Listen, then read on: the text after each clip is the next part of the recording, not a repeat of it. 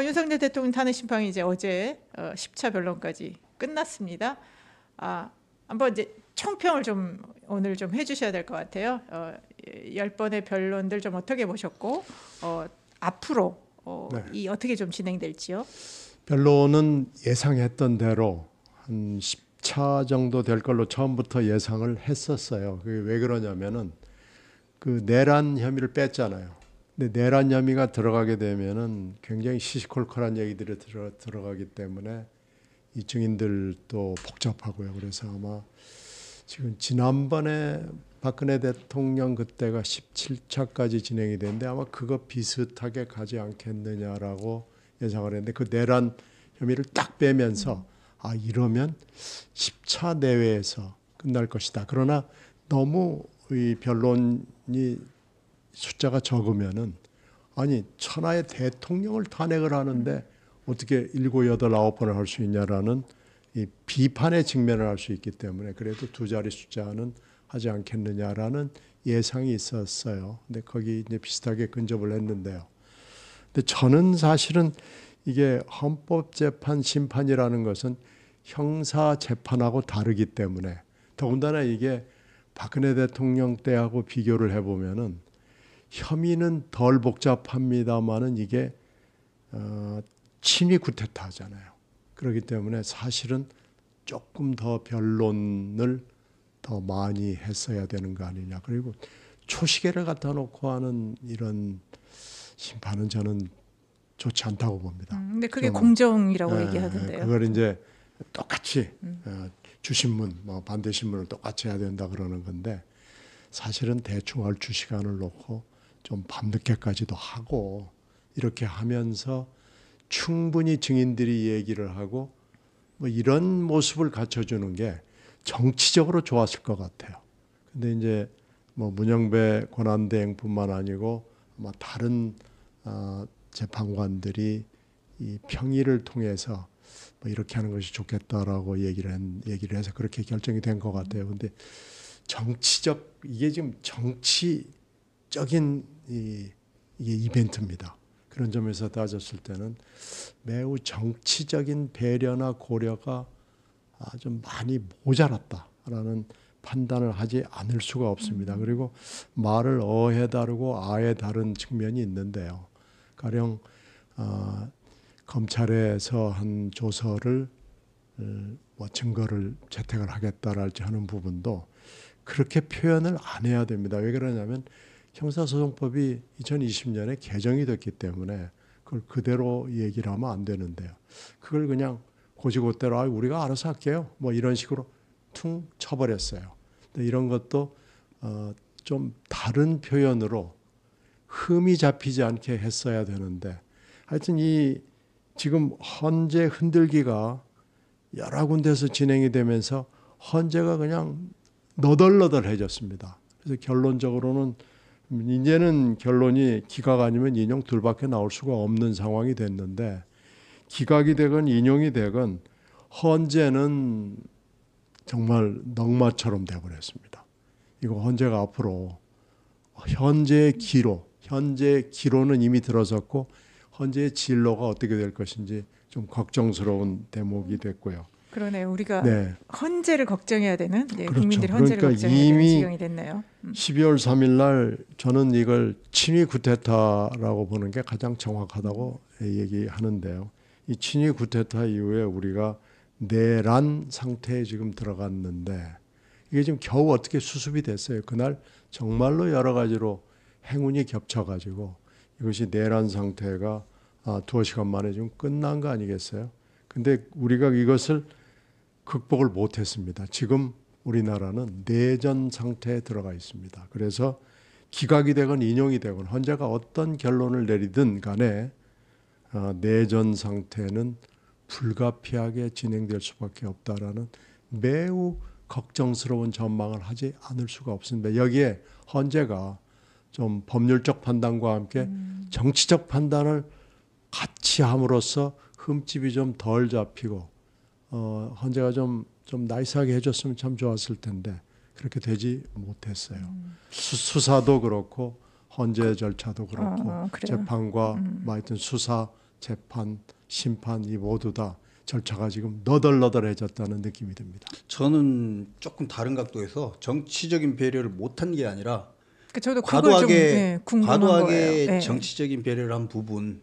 그러니까 예를 들면 사실 원칙에 입각했으면 진짜 법과 원칙에 입각했으면 초시계를 동원할 게 아니고 충실한 변론과 신문이 될 수 있도록 더 시간을 더 준다든지 예를 들어서 이런 것도 할 수 있었을 겁니다. 그리고 정치적인 고려가 없었다면 빨리 가야 된다는 강박, 저는 이것도 되게 정치적인 고려였다고 생각하는데 이런 게 없이 정말 법과 원칙에 입각했었다면 요건 좀 훨씬 덜 먹을 수도 있었겠다. 그다음 또 하나 정치적인 고려가 조금 적었다면 국회를 의식하거나 여야 지지층을 의식하지 않았다면 한덕수, 최상목 그리고 다른 탄핵 심판들 있잖아요. 이진수까지를 포함해서입니다.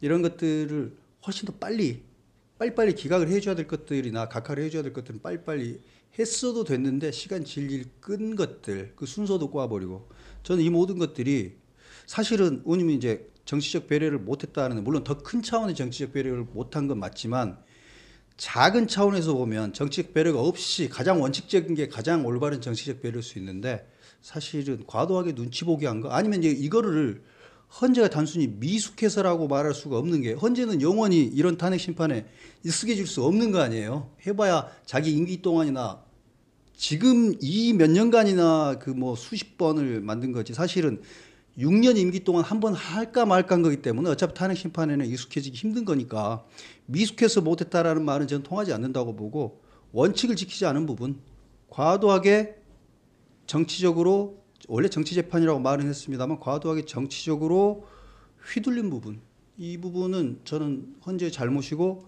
헌재가 자초한 게 크다 이런 부분도 거꾸로 같이 지적을 해야 된다고 생각합니다. 그러니까 이제 제가 이제 두 분의 그 정치적이라는 단어를 그러니까 다른 제가 이해를 하면 이제 다른 거죠. 그러니까 신경민 의원님 같은 경우는 상당히 절차적인 문제에서 이렇게 막 촉박하게 하거나 이게 딱 잘라버리거나 뭐 피청구인 측의 그 방어권이나 이런 것들을 얼마든지 좀 더 좀 정치적인 으로 좀 잘 할 수 있지 않았냐. 저는 이제 그렇게 좀 이해를 했고 박병서 대표님의 정치적은 약간 내용이라고 저는 좀 다가오는 것 같아요. 헌재가 법적인 판단, 공정한 판단을 하기보다는 너무나 정치적으로 판단을 해서 이런 그 과정도 뭐 속도전으로 했고 상당히 좀 편향된 것처럼 보이지 않았나. 그런 차원에서 저는 두 분이 정치적이라는 같은 단어를 썼지만 좀 내용은 지금 그 초점으로 보는 건 좀 다르지 않았나 생각이 좀 들었어요. 그런 측면이 있어요. 지금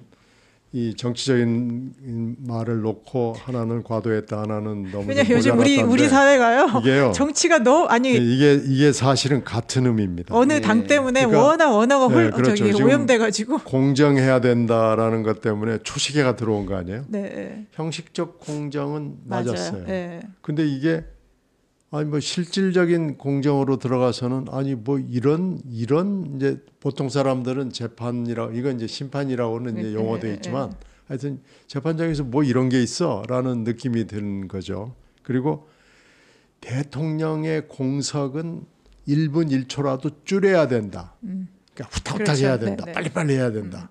뭐 이제 이제 이것도 중요한데 사실은 대통령의 탄핵이기 때문에 사실은 더 잘해야 됩니다. 그럼요. 그리고 진짜. 국민의 반 정도가 지지하는 대통령이었기 때문에 국민의 반이 지지하지 않는다고 그래서 지지하는 반을 같이 염두에 놓고 봐야 되기 때문에 후딱후딱만이 능사가 아니에요. 슬로우 할 때는 또 천천히 가야 될 때가 있는 건데 지금 헌재가 한쪽만 정치적 고려를 하다가 보니까 진짜 필요한 정치적 고려는 놓친 대목이 굉장히 많고 이것 때문에 지금 헌재가 엄청나게 시달렸고 이제 앞으로 헌재의 위상, 헌재의 진로 이것까지 걱정해야 되는 상태가 됐어요. 그러니까 두 분 다 지금 이번에 윤석열 대통령 탄핵 심판뿐만 아니라 많은 탄핵 심판 과정에서 보여준 헌재의 여러 가지 문제점들에 대해서 상당히 심각하게 말씀해 주셨고요. 정작 다음 주 화요일에 있을 마지막 날 앞두고 이번 주말 집회에서 어떤 이야기들이 터져 나오는지 아, 어떤 것들이 만들어지는지가 상당히 저는 큰 게 있을 것 같아요.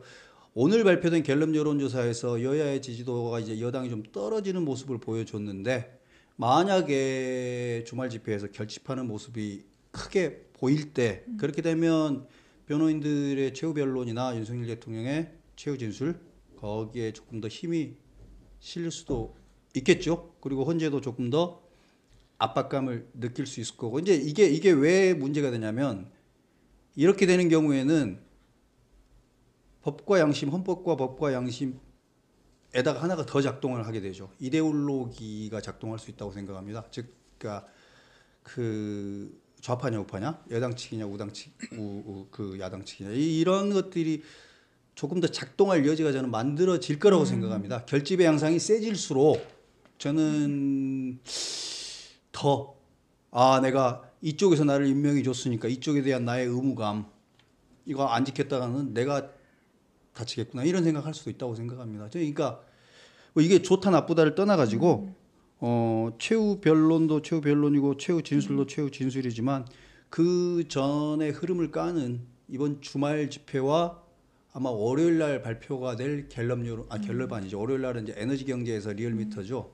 거기서의 숫자 변화 이런 것들이 오히려 더 예민하게 살펴봐야 될 대목이겠고 윤석열 대통령이 하실 말씀은 이미 다 네. 알고 있는 거고 조금 더 추가가 될 게 있다면 아무래도 그 뭐죠? 자세히는 안 나왔었는데 그 계엄령을 발동할 수밖에 없었던 이유 그 부분을 할 것 같고 하지 않으셨으면 좋겠다고 생각하는 부분은 저는 부정선거 이야기는 안 하셨으면 좋겠습니다. 네, 네, 이게 중도층을 볼 때, 중도층 여론으로 볼 때 부정선거 이야기는 중도층에서는 잘 접수 안 되는 이야기인 것 같거든요. 근데 뭐 어떻게 하는지는 한번 판단을 봐야 될 것 같습니다. 그러니까 아마 이번 주의 집회가 정말 양측이 정말 사활을 건 세대결이 될 그렇습니다. 거고요.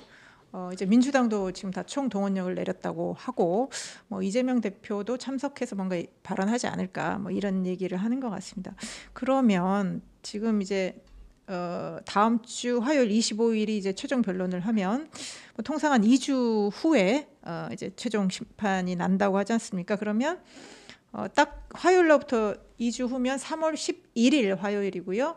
뭐 대충 이제 3월 10일에서 14일에 해당하는 3월 둘째 주에 아마 결론이 날 거라고 보는데 신경민 의원님 예측을 좀 여쭤봐도 될까요? 아니 촉으로 봐서는요. 아니 OX로 답하면 안 되는 거죠? 네. 요즘은 세상은. 아니 평의를 좀 많이 할 가능성이 높아요. 아하. 평의를 대개 한 번이나 두 번 정도 생각을 하는데 합의가 좀 안 될 것 같다. 이 사안은요. 이거 아마 진영으로 누가 날 임명했지는 아마 뒷꼬리를 볼 겁니다. 그러니까 이거 박근혜 대통령 때하고는 다르다는 말씀이시죠? 박근혜 대통령은 다르고요. 지금 하여튼 집회 지금 윤석열 대통령 측이 그러니까 피청구인이 기댈 수 있는 건 정치적인 힘밖에 없어요. 지금 여러 가지 상황으로 봤을 때 그 사이에 변론했던 걸 보면은 윤 대통령 측에 불리해요. 전반적으로 봤을 때 변론의 내용으로 봤을 네. 때 물론 뭐 오고 가고 하는 얘기들은 물론 있지만은 이미 이건 법률적으로 굉장히 단순한 사안입니다. 계엄 선포했잖아요. 네, 그 본인이 전 국민이 다 보는 그렇죠. 텔레비전 앞에 나와서 한 거 아니에요. 그 본인이 내가 주범이다라고 그건 고백한 겁니다. 그리고 포고령이 나왔잖아요. 그리고 국회 봉쇄 전 국민이 다 봤잖아요. 네. 그 난입한 거 유리창 깨고 들어가는 거 군인들이 그때 이제 숫자를 헤아려 보면 그 화면에 나타난 군인은 한 20명 내외입니다만은 상당히 많은 군인들이 또 외곽에 포진하고 있었고 그래서 국회 봉쇄와 난입이 중계가 됐잖아요. 네. 그냥 이것만 가지고도 이미 친위 쿠데타는 성립이 된 겁니다. 지금 계속 변론에서 문제가 됐던 윤 대통령 본인의 입으로 문 부수고라도 체포 지시. 끌어내 네. 하는 말을 했냐 안 했냐라는 네. 건 이거에 부수적인 거고요. 체포 리스트가 뭐 있었느니 없었느니 뭐 홍장원이가 어쩌고 저쩌고 하는 거 이거 부수적인 겁니다. 그리고 국무회의가 있었느니 없었느니 이것도 부수적인 거예요. 부정선거는 아예 거론도 안 됐잖아요. 그러니까 헌법재판관들도 증인들 뭐 이런 문제, 증거의 문제니 부정선거 관련은 아예 채택도 하지 않았습니다. 이렇게 따지고 보면 법률적으로는 굉장히 간단한 사건이고 사안이에요. 그런데 지금 정치적으로 헌재 흔들기로 나서서 헌재가 지금 너덜너덜해졌다고 제가 표현하지 할 정도로 헌재는 무슨 뭐 우리법 연구회다 인권 연구회까지 다 나왔으면은 흔들 수 있는 것은 다 흔들었습니다. 그리고 절차 다 흔들었고 하여튼 재판관들이 지금 성한 재판관이 하나도 없잖아요. 거의 없잖아요. 네. 그렇게 따지면은 이 사안은 법률 사안으로는 매우 단순하지만 정치적으로는 간단치가 않다. 더군다나 민주당의 대응이 그렇게 썩 나이스하게 나가지 못하면서 지금 어떻게 보면 이걸 논란으로 만들어낸 거예요. 논란 수준까지 끌어올린 것은 피청구인 측이 성공한 측면은 있지만 아무리 논란을 만들어도 계엄 선포하고 포고령 내고 국회 난입하고 온 것을 지울 수가 있나요? 그러니까 5가지 쟁점 중에 3가지는 네. 절대 네. 흔들릴 수 없는 못 지웁니다. 결론이 나와 있어요. 그리고 네. 그걸 전 국민이 보는 앞에서 했기 때문에 이것은 뭐 굉장히 간단한데 만약에 이것이 이제 흔들린다고 하면은 그건 이제 정치적인 힘, 뭐 전환길의 힘도 될 거예요. 그래서 이 대응을 청구인 쪽에서 잘 하지 못했다고 결론을 내릴 수밖에 없는 거기 때문에 이제 필사적으로 정치적 논쟁으로 지금 갖고 가지 않을 수가 없는 상황이 된 거예요. 오늘 그러니까 무슨 공수처가 영장 쇼핑을 했다는 얘기를 엄청 심각하게 그 변호사들이 윤 대통령의 변호사들이 나와서 얘기를 하잖아요. 그러니까 이제 저는 주말에 저는 나왔는데 체포영장 네. 기각인 줄 알았어요. 맨 근데 처음에. 이제 이런 예. 것도 흠집을 내 가지고 네. 제발 나와서 규탄을 해주세요라는 초청장 독일이죠. 초대장입니다. 예. 그런데 실제로는 뭐 그게 체포영장하고는 아무 관련도 없는 거거든요. 통신영장은 기각이 많이 돼요. 그리고 압생영장도 뭐 기각이 될 수 있습니다. 근데 이제 문제는 체포영장이거든요. 근데 그런저런 걸로 봐서는 하여튼 내일 집회를 위한 초청장 초대장이라고 봐야 되고요.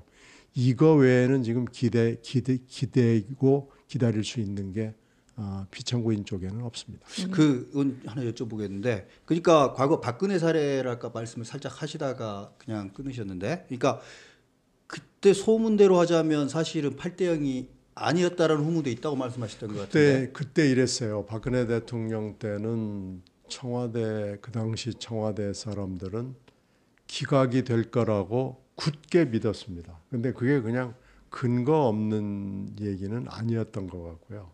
그쪽이 뭐 온갖 루트를 통해서 쑤셔봤을 거 아니에요. 그때도 8명이었으니까요. 그때도 헌재 소장이 임기로 물러나가지고 그때 이정미 대행이었잖아요.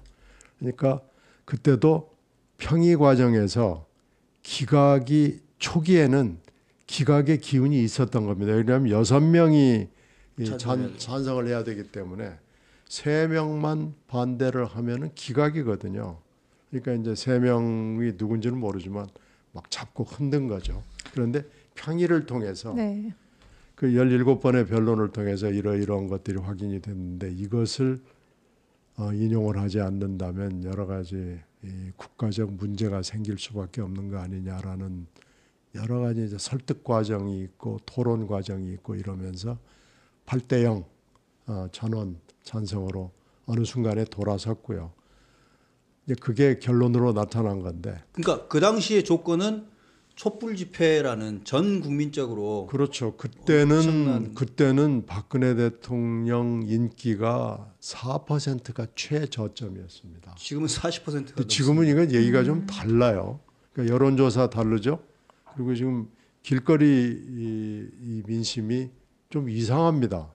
그리고 국힘당의 지지가 좀 이상합니다. 이게 말하자면 내란 동조, 내란 비호, 말하자면 내란을 지지하는 세력인데도 불구하고 어떤 여론조사 경우에는 이 여론조사를 제가 다 믿는 건 아니지만 트렌드를 본다 그러면은 민주당을 이기는 여론조사가 나오는 이런 말하자면 이해할 수 없는 말도 되지 않는 상황이 눈앞에 전개되고 있거든요.